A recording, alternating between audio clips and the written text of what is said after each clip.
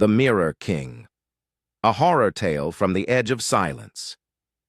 They say the Mirror King once ruled a realm of silence, not the peaceful kind, the other kind, where the truth is swallowed, where mirrors are outlawed, and where laughter can land you in the mines.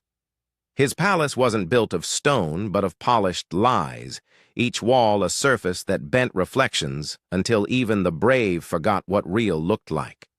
The people, mouths stitched by fear, lived beneath iron skies.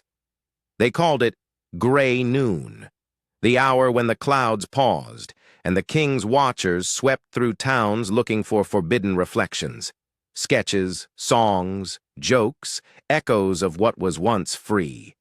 And in the east, there was one village that dared to dream. It whispered through smoke, scribbled truth in the margins of ration cards, sang lullabies that remembered names the king erased. Its name, Jovtin. But to the king, it was simply Zone 9, marked in black on all official maps. No one entered Zone 9 except for them. Maxime didn't believe in ghosts, not until the day the ink bled. He was a watcher once, part of the king's mirror guard, trained to burn books, smash mirrors, and erase anything with a mustache and a smirk. But when his partner disappeared on a routine inspection in Jovtin, Maxime was sent to investigate. He stepped into the town at dusk. The streets were empty. No wind, no birds. Just a broken sign that once read, "Truth lives here." He reached the square and found it, the last mirror in the kingdom. It wasn't glass.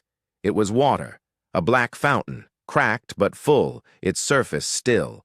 A single mask floated on top, paper white with painted eyes and a smile stitched in blood. He leaned over the water, and the reflection that looked back wasn't his. You are not alone. You are remembering now. You are waking up. The voice was inside him, not loud, but unmovable, like an old truth brushing off dust. Maxime staggered back.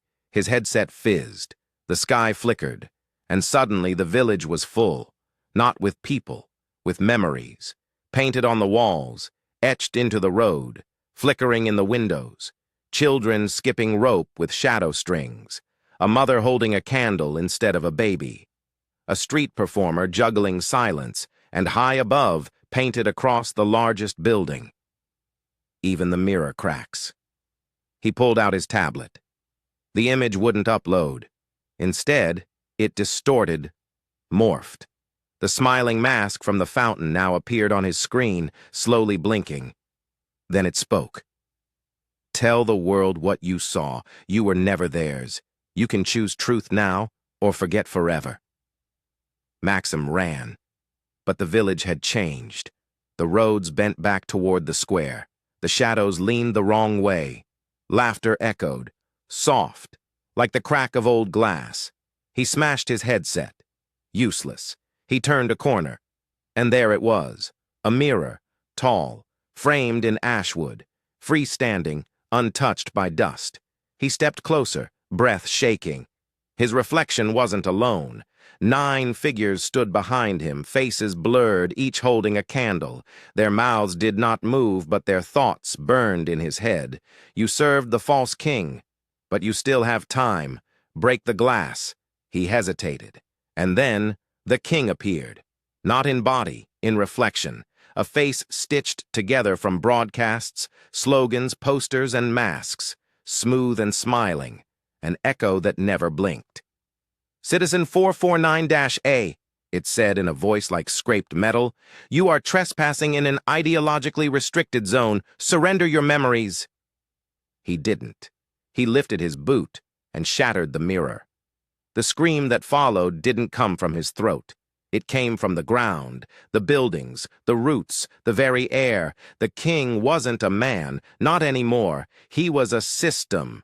A shadow fed by silence, a parasite living in the cracks of unspoken pain, and Jovtin had trapped him, here, in this reflection, waiting for someone brave enough to break it. And Maxim did. They found him at dawn, wandering the road back to Kiev, barefoot and shaking, with the words, "Truth lives," carved into his sleeve. He never spoke again. But sometimes, when sirens howl, he writes. Symbols, mirrors, names. They say the Mirror King still flickers in the broken signal, whispering fear into algorithms and mocking laughter into law. But Jovtin glows now. Every year on the Day of Light, people gather at the old fountain. They light candles and float them across the water. And if you listen closely, you might hear a whisper beneath the silence. Say our names. Tell your story. Truth lives here. Let the mirror crack.